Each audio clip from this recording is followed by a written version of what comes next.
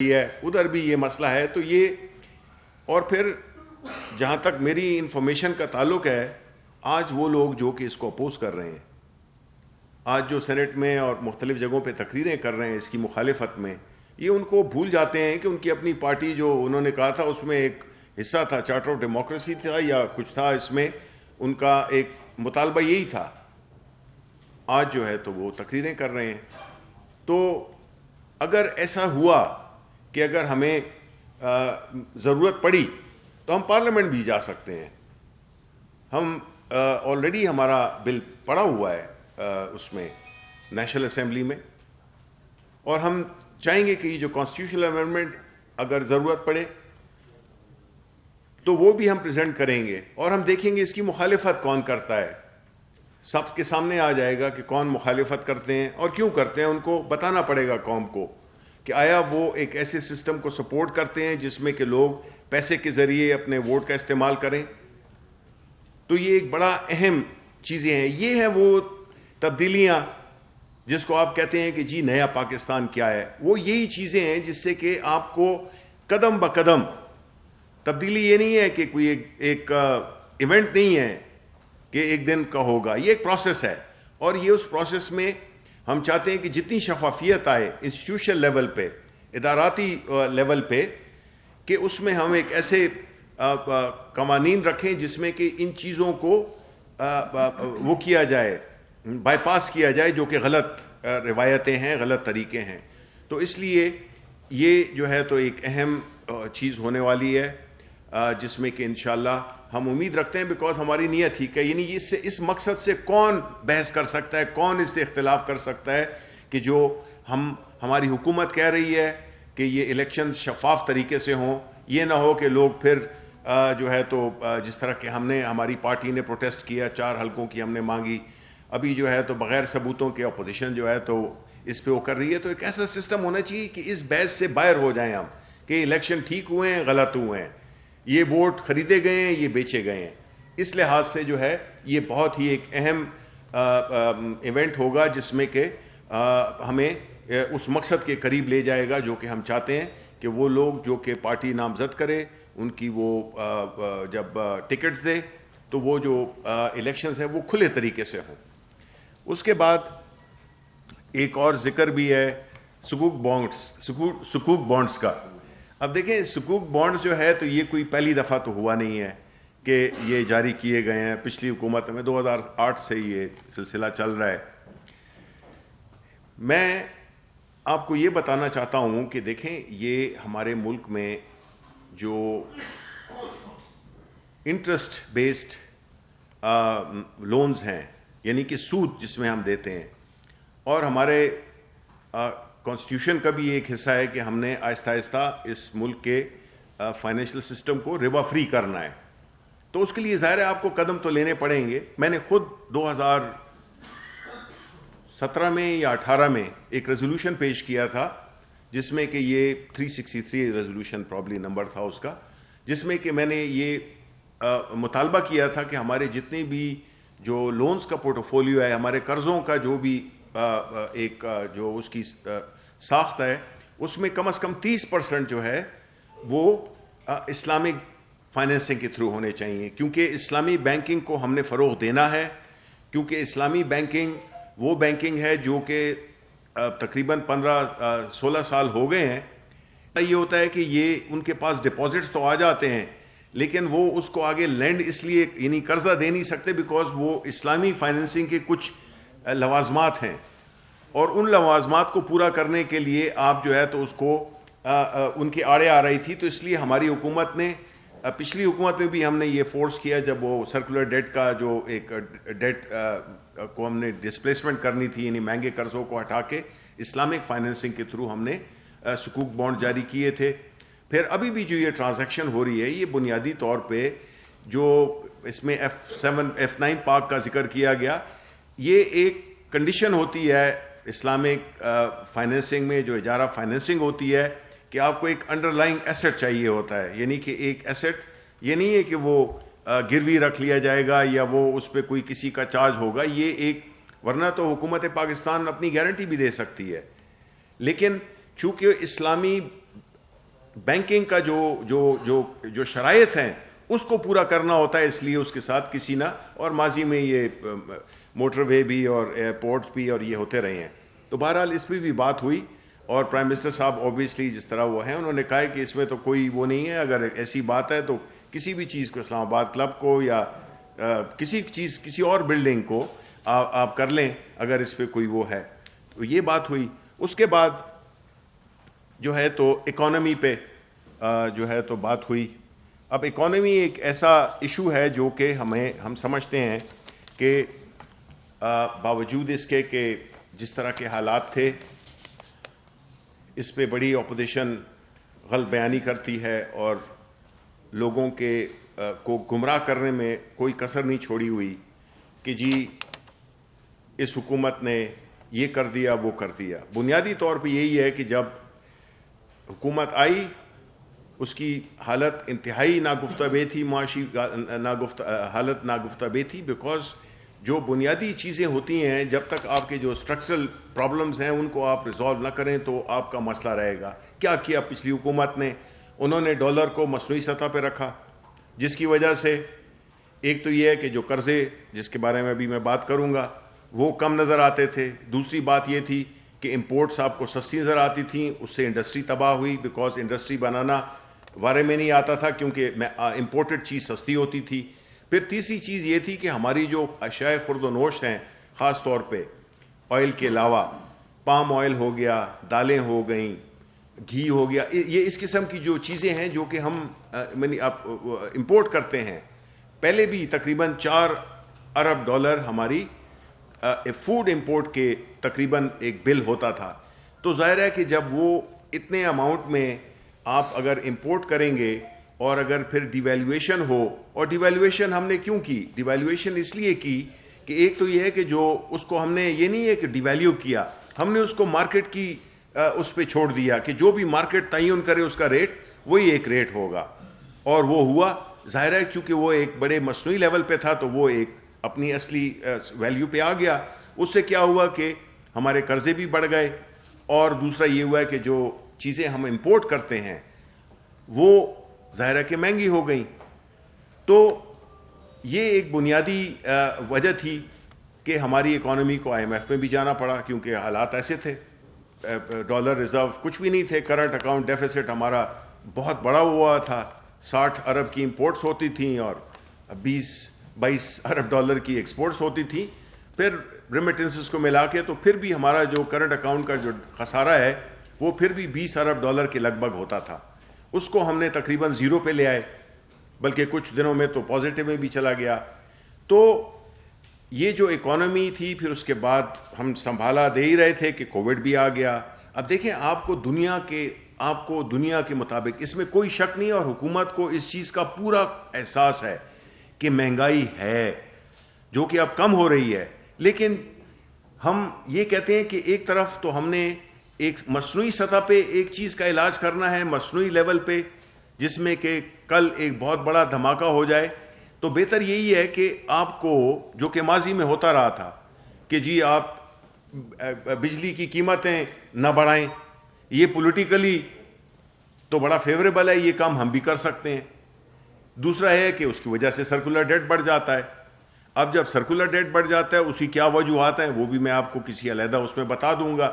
کہ نہ نوٹیفائی کرنا پرائسز کی انکریز کو، اس نے بھی ایک مصنوعی ایک جھوٹ کی سطح پر انہوں نے ایک چیز کو رکھا، یعنی کہ قیمتیں اگر بجلی یا گیس کی نہیں بڑھائیں تو اس نے ہمیں نقصان دیا، اور وہ الٹیمیٹلی تو بڑھنی تھیں کیونکہ پیٹرول پہ ایک تو غلط معاہدے کیے، پیٹرول مہنگا ہوتا ہے اس کی وجہ سے.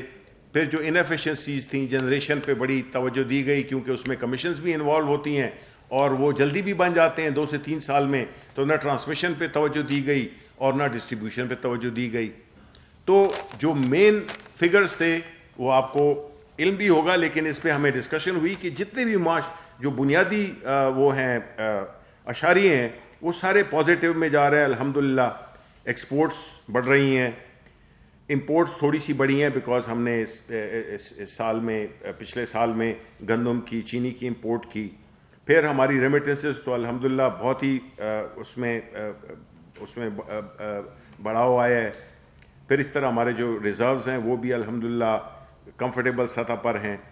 پھر ہماری جو ایگریکلچر سیکٹر ہے، ایگریکلچر سیکٹر ایک ایسا سیکٹر ہے جو کہ اس کا سب سے اہم ترین ہمارا جزو ہے، لیکن بدقسمتی سے اس پہ اتنا کام نہیں ہوا نہ ماضی میں اور نہ ابھی ان حالات میں. ہم نے بڑی کوشش کی ہے اور ابھی ایک اسپیشل ٹاسک فورس بھی بنی ہوئی ہے، فخر امام صاحب کی بھی، اور پرائم منسٹر صاحب ہر ہفتے اس کی میٹنگ بھی کر رہے ہیں، کل بھی ہوئی ہے. تو ہماری سوائے کاٹن کے باقی جتنی بھی ہماری رائس ہو گئی، میز ہو گئی اور شوگر کین، اس کی جو پروڈکشن ہے وہ بہت ٹھیک ٹھاک ہوئی ہے. لارج اسکیل مینوفیکچرنگ کافی بڑی ہے اور اس کا آپ کو اس سے بھی اندازہ ہوگا کہ جو بینکس کے لون ہیں، جو کریڈٹ ٹو پرائیویٹ سیکٹر کہتے ہیں جس کو، کہ ان کی جو تعداد ہے وہ بہت بڑی ہے. بلکہ اگر آپ کو میں ایگزیکٹ اماؤنٹ بھی دے سکتا ہوں کہ وہ پچھلے سال 130 تھی اور ابھی جو ہے تو 216 ارب بڑی ہے، یعنی 66% اضافہ اس میں ہوا ہے. تو یہ بنیادی چیزیں ہیں جس کا کہ آہستہ آہستہ آپ کے عوام پہ بھی اس کا اثر پہنچے گا.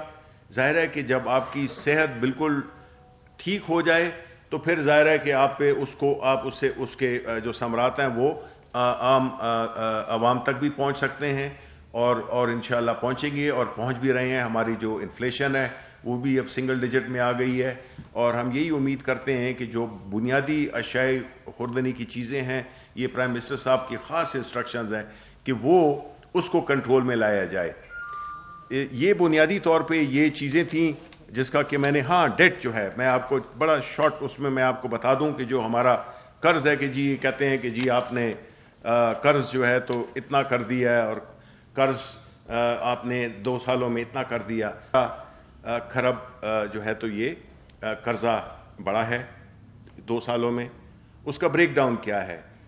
6 کھرب سود اور پچھلے قرضوں کی قسطیں ادا کی، 6 کھرب یہ ہوئے. پھر کھرب اور ٹریلین ایک ہی ہے. ٹریلین معذرت. تو یہ جو 11-11.5 ٹریلین کا جو قرضہ تھا، تو 6 ٹریلین جو ہے یہ قرضے اور سود میں چلے گئے. کوئی 3.5 ٹریلین کے قریب جو ہماری جو ڈی ویلیویشن ہوئی اس کی وجہ سے ہمارا جو 3.5 ٹھیک ہے نا. پھر 1.2 ٹریلین آپ کو یاد ہوگا جب کووڈ کے لیے آیا تو اس میں ہمیں ایک اسپیشل پیکیج دینا پڑا، وہ ہے. اور اسی طرح تقریباً یہ بنیادی جو ہے نا اس کا بریک ڈاؤن ہے. تو یہ کہنا کہ جی ہم نے تو پتہ نہیں کیا کر دیا ہے کیا نہیں کر دیا. اور دوسری چیز یہ ہے کہ میں یہ بتاتا چلوں تو یہ تو جہاں تک قرضوں کا تعلق ہے ٹھیک ہے نا جی، اس کا بریک ڈاؤن ہے اور یہ آپ ویریفائی کر لیں. تو جو اس کا جہاں تک تعلق ہے اوور آل اکانومی کا، تو وہ پازیٹیو سمت میں چل رہی ہے اور جو قرضے ہیں وہ بھی لے رہے ہیں جو بزنس مین ہیں. ہمارا ماشاءاللہ ٹیکسٹائل کا سیکٹر بھی بہت زور و شور سے ہے، کنسٹرکشن انڈسٹری ہماری چل پڑی ہے. تو یہ ایک مختلف چیزیں ہیں جو کہ اگر آپ اپنے باقی دنیا کے تناظر میں دیکھیں جہاں پہ کہ آپ کا انڈیا ہے ان کی اکانومی کنٹریکٹ ہوئی ہے -4 پہ -7 پہ، اور یورپ میں، امریکہ میں اور کئی ممالک میں اس کووڈ کے تناظر میں. بیکاز دیکھیں ہم تو یہاں پہ الحمدللہ کہ ایک بہتر طریقے سے وہ کر رہے ہیں ان حالات کے مطابق. زندگی بہتر ہونی چاہیے تھی لیکن جس طرح کے حالات ہیں اور ممالک میں، اگر آپ یورپ وغیرہ جائیں دیکھیں وہ سارے ادھر تقریباً کرفیو کا سمے ہے. تو جب ہمارے ٹریڈنگ پارٹنرز یعنی جن کے ساتھ ہم اپنا کاروبار کرتے ہیں وہ ان پہ سختی ہوگی تو ظاہر ہے اس کا فرق ہم پہ بھی پڑے گا، کیونکہ اگر وہ ہمارے خریدار ہیں تو وہ ہم سے کم خریدیں گے بیکاز ادھر ایک بڑی سخت مصیبت آئی ہوئی ہے. تو اس کے باوجود الحمدللہ ان سارے سخت حالات کے باوجود ہماری جو معاشی پالیسی ہے وہ بہت ٹھیک طریقے سے مینیج ہوئی ہے اور ہم دیکھیں گے کہ وقت کے ساتھ ساتھ یہ چیزیں مزید بہتر ہوں گی. بہت بہت شکریہ.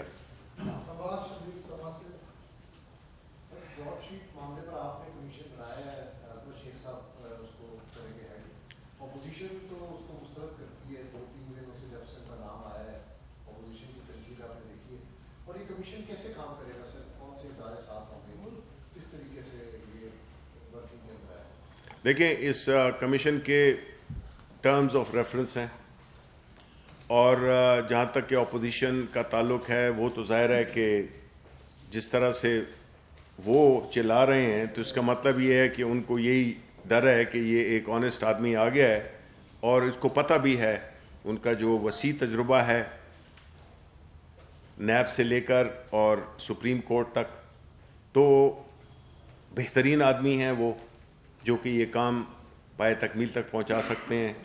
اور یہ جو ٹی او آرز ہیں اس کے مطابق ان کو ہر ایک، وہ اس میں ٹی او آرز میں لکھا ہوا ہے کہ وہ جس ادارے کو، جس شخص کو جو ڈاکیومنٹس طلب کرنا چاہیں وہ کر سکتے ہیں.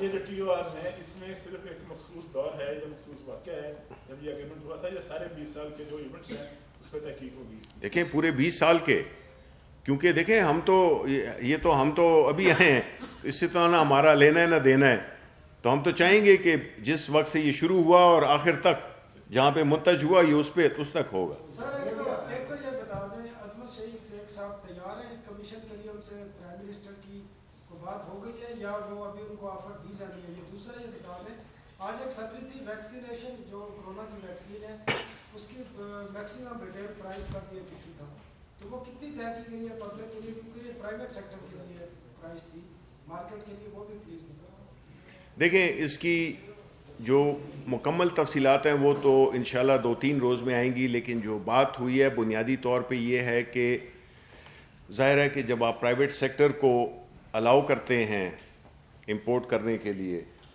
تو ظاہر ہے کہ آپ کو ایک قیمت کا بھی خیال رکھنا ہوگا، بیکاز اگر آپ صرف چھوڑ دیں پرائیویٹ سیکٹر پہ تو ظاہر ہے کہ اس میں ایک پرائس کی وہ حد مقرر کی گئی ہے، ٹھیک ہے، اور اس سے یہ ہوگا کہ ایک بالکل ہی ایک غیر ضروری پروفٹ، بیکاز آپ کو پتہ ہے ہمارے ملک میں کیا ہوتا ہے بدقسمتی سے، تو اس کو گورنمنٹ ریگولیٹ کرے گی.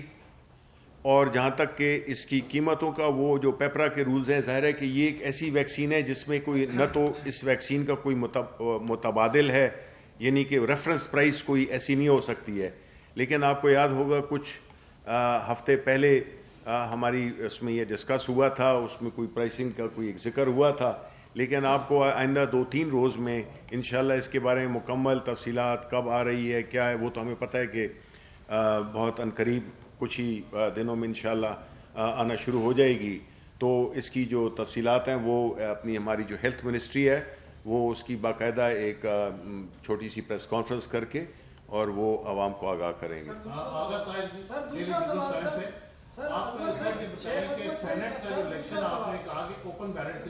میں آتا ہوں آپ کی طرف. یہ ایک آئینی ترمیم ہے، سینٹ کا الیکشن اوپن بیلٹ سے ایک آئینی ترمیم ہے. گورنمنٹ نے اس میں کیا میکنزم بنایا ہے؟ کیا اپوزیشن کو ساتھ لے کر چلیں گے اور پھر سپریم کورٹ میں بھی اس کی ہیئرنگ ہوگی؟ کیا اس کا کیا سسٹم ہوگا؟ دیکھیں کس چیز انہوں نے وہ ریڈی ہے کمیشن کے لیے، کوئی بات ہوئی ہے بغیر پوچھے تو یہ کمیشن نہیں بنائے گا. دیکھیں اگر ابھی تک ان کو اعتراض ہوتا تو اب تک اس کی تردید آ جانی چاہیے تھی.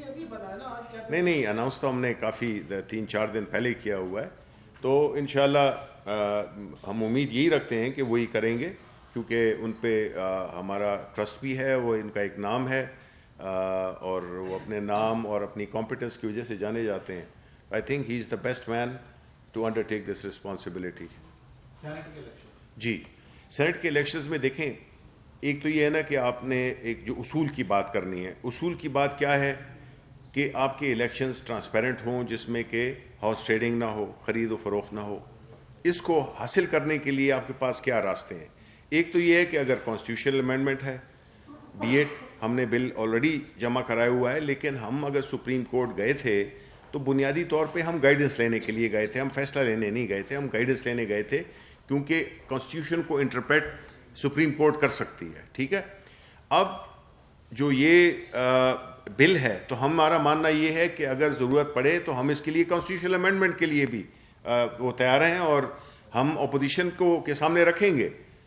وہ خود ہی پتہ چل جائے گا کہ کون طاقوں پہ رہا، کون سر راہ گزر، شہر کے سارے چراغوں کو ہوا جانتی ہے. حمزہ فاروق صاحب ARY سے آخری سوال. اچھا سر، یہ اپنا شفیع صاحب یہ بتائیے گا، ایک تو یہ گورنمنٹ نے بھی ریسنٹلی اناؤنس کیا ہے کہ کیپٹیو پاور پلانٹس کو گیس بند کر دی جائے گی جی فیبرری میں انڈسٹری کو، اور پھر ایکسپورٹ اورینٹیڈ انڈسٹری کو مارچ کی. ایک تو ان کا بڑا ان کا کہنا ہے یہ کہ انڈسٹری کا کہ ہم پہلی کاسٹ آف پروڈکشن ہماری بہت ہے، ہم کمپیٹیٹیو نہیں رہیں گے اگر ایسا کچھ ہوتا ہے. دیکھیں جی ایک اور سوال، دوسرا سوال سر یہ کہ ریجن میں اس وقت سب سے جو چیپ ویکسین ہے وہ انڈیا کی ہے، تو جب آلو پیاز باحالت مجبوری امپورٹ ہو سکتی ہے تو ویکسین کیوں نہیں آ سکتی؟ دیکھیں یہ جو آپ کا آخری سوال ہے میں پہلے جواب دے دیتا ہوں. نواز شریف تم ابھی جونیئر ہو، تم اپنے وقت کا انتظار کرو. جی میں نے سوال پوچھا ہے نا انہوں نے، ان کا جو سوال ہے جہاں تک کہ ویکسین کا تعلق ہے، دیکھیں جی یہ ظاہر ہے کہ جو پیرنٹ کمپنی ہے ایسٹرا ہے، مجھے اس کا نام معذرت مجھے اس کا بھول رہا ہے، ایسٹرازینکا یو کے کی، تو وہ ضروری نہیں ہے کہ وہ سارا کچھ یو کے میں ہی بناتے ہیں، وہ انڈر لائسنس ڈفرینٹ ملکوں کو وہ لائسنس دیتے ہیں جس پہ کہ ان کے لائسنس کے انڈر جو ہے تو وہ کی جاتی ہے. تو ظاہر ہے ان کا کوئی پلانٹ ادھر انڈیا میں بھی ہوگا. تو مقصد یہ ہے کہ وہ ہم کوئی انڈیا یا اس کی بات نہیں کریں، ہم نے تو ویکسین ہمارے لیے ہمارے لوگوں کی جانیں عزیز ہیں، تو ہم چاہیں گے کہ وہ ایسا فیصلہ ہو جس میں کہ ہماری جو ایک اوور آل پوزیشن ہے وہ بھی متاثر نہ ہو اور ہمیں ہمارے پاس دوائیاں بھی مل جائیں. دوسرا جو آپ کا سوال تھا کیپٹیو پاور کے سلسلے میں، اس میں کوئی شک نہیں ہے. دیکھیں کیپٹیو پاور یہ ایک ایسا نظام تھا جو کہ ماضی میں جب کہ ریلائبلٹی نہیں ہوتی تھی بجلی کی، تو کئی فیکٹریاں انہوں نے ڈیسائیڈ کیا کہ وہ اپنی بجلی خود بنائیں گی. اب اس کے لیے ان کو کچھ سہولتیں دی گئیں جس میں کہ گیس تھی. اب اس سچویشن میں جب کہ گیس کی اویلیبلٹی اتنی وہ نہیں ہے، خاص طور پہ یہ جو 1-2 مہینے ہمارے خاص سردی کے ہوتے ہیں، چونکہ کیبنٹ کمیٹی آن انرجی کا میں ممبر بھی ہوں، تو اس پہ ہماری بحث یہی ہوئی تھی اور ہمارا یہ جو ایک ڈسکشن تھی وہ بنیادی طور کہ ہم نہیں چاہتے کہ ہماری جو ایکسپورٹ ریلیٹڈ انڈسٹری ہے اس کو کسی قسم کی بھی اس سٹیج پہ ایک چاہے وہ مختصر وقت کے لیے کیوں نہ ہو، ان کو کوئی ایسی دقت ہو جس سے کہ ان کی کاسٹ آف پروڈکشن وہ بڑھ جائے. تو اس میں یس ایک وہ تھا ہماری آبزرویشن تھی منسٹری آف پیٹرولیم کے کو ہم نے یہ کہا کہ ہم یہ نہیں چاہیں گے کہ اتنے کم شارٹ نوٹس پہ یہ ایک اتنا اس طرح سے فیصلہ کیا جائے، تو اس کی کوئی دوسری ترتیب اس کی ڈھونڈنی چاہیے. یہ بتائیے کہ آپ نے دراز شیٹ کے حوالے سے اپنے انتظار میں کافی بات کی ہے. جی جی. اس کے بارے میں کیا حکومت یہ سمجھتی ہے کہ یہ کوئی حکومت کی فیور میں جانے والی چیز ہے یا اپوزیشن کے خلاف جا رہی ہے؟ مطلب ہے کہ اس کے اندر تو بہت ساری ایسی چیزیں بھی ہیں، نام آ رہے ہیں کچھ لوگوں کے. دیکھیں اس کو پبلک کرنے والی جو بات ہے، اس کے اوپر جو اخراجات اٹھ رہے ہیں، جیسے ڈیلے کی گڑیا ٹاکا سر بلائے والی آپ نے بات کی، آپ کو بول کے بتائیں. جی جی. سر ایک اپوزیشن کا اعتراض صرف اس کے کمیٹی کے ہیڈ پہ نہیں ہے بلکہ وہ ممبران پر بھی اعتراض کر رہے ہیں کہ جی وزراء کو اس میں شامل کر دیا گیا ہے، یہ بالکل ایک طرفہ کمیٹی ہو گئی ہے.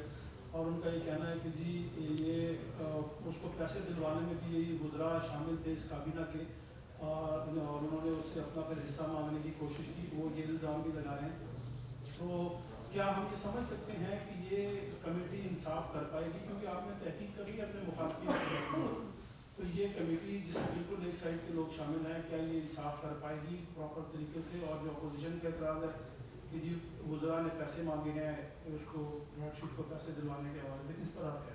پہلی بات تو یہ ہے کہ میں آپ کو ذرا کریکٹ کر دوں کہ یہ جو ہمارے مخالفین کی نہیں ہے، یہ جو تحقیق ہے یہ ہمارے مخالفین کی نہیں ہے، یہ ان مجرمین کی ہے. جو بھی مجرم ہوں گے، جنہوں نے یہ جرم سرزد کیے، یہ صرف ان کے خلاف ہے. تو یہ نہیں ہے، اس کو آپ سیاسی وہ پہلو نہ دیں. مقصد کیا ہے جی آپ کے سوال سے؟ کہ اس کا مقصد یہ ہے کہ ہم ایک بنیادی طور پہ جو ایک چیز سامنے ثابت ہوئی ہے وہ یہی ہے کہ اگین میں کہتا ہوں اس میں ہمارا کیا لینا دینا ہے؟ ہمیں تو آپ الف سے کہیں، الف سے لے کر یہ تک کو انویسٹیگیٹ کریں. ہم نہ اس زمانے میں حکومت میں تھے، نہ کوئی ہمارے کوئی لوگ ہیں جو کہ اس میں شامل ہیں. دوسری بات کہ یہ این آر او کا جو کلچر ہے یہ ثابت یہی ہوتا ہے کہ جب یہ شروع ہوئی یہ بند ہوئی، پھر شروع ہوئی بند ہوئی. کیا وجوہات ہیں؟